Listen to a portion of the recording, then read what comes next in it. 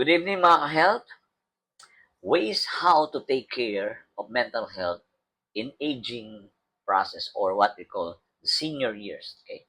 Paraan kung paano alagaan ang mental health lalo na sa mga tumatanda. Number one, learn to rest, mag-relax. Kailangan mahalaga po yung tayo nakakapag-relax. Number two, stay your connection to your loved ones.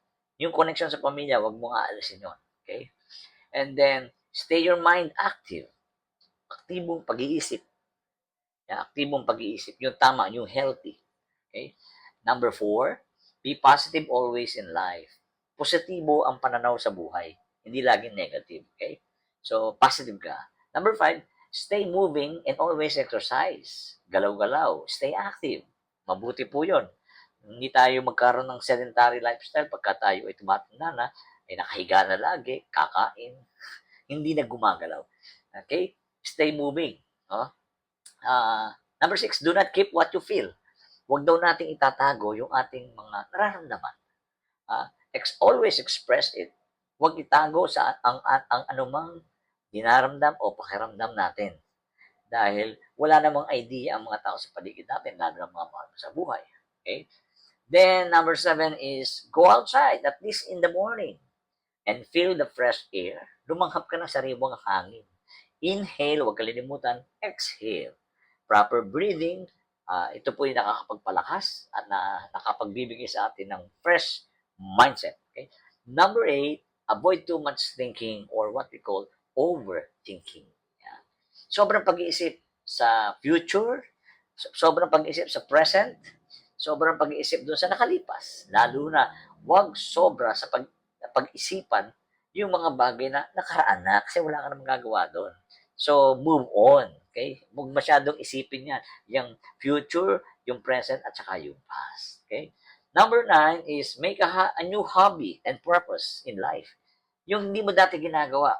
New hobby, meron kang mga new beginnings, at bagong layunin, magkaroon ka ng daily hobby. Yan. Daily hobby. Magtanim ka ng halaman, alagaan mo. Mag-painting ka. Katulad ko po, ako isang pintor. So, express mo yun para ikaw ay nakadi-release. Ano? Mag-alaga ng tanim. Like bonsai, kung marunong ka, kung mag-bonsai ka. O kaya magsulat ka. Magsulat. Yan. Mahalaga po na meron tayong ginagawa kung saan tayo napo-focus kahit papano, araw-araw, ay meron tayong mga bagong pag-asa, mga bagong ginagawa na hindi mo nagagawa noon. Malay mo, meron pala isang bagay na lilitaw sa iyong panibagong pasimula. Okay? Hobby po yan.